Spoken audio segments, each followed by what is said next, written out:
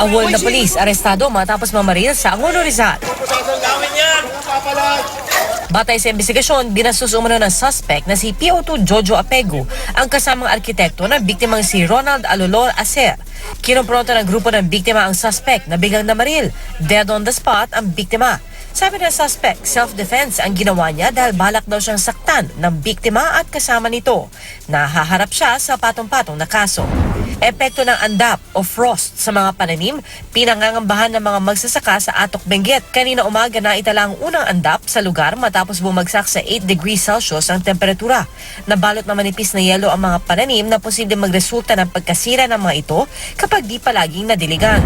Passport data hindi itinakbo kundi sadyang hindi ma-access o access denied.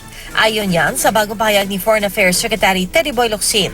Paliwanag daw kay Locsin na bagong contractor ng passport na Apple Production Unit Incorporated na a-access naman ang datos pero hindi gaano nagagamit at may mga bahaging corrupted o sira. Sinabi rin ni Locsin na pipirma siya ng kautusan para hindi na-require ang birth certificate sa pagre-renew ng passport.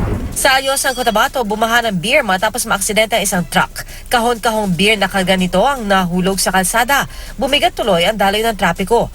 Batay sa report, napatid ang pagkakatali ng lubid sa mga beer sa truck kaya ito nahulog. Agad namang nalinis ang nagkalat ng mga bote ng beer.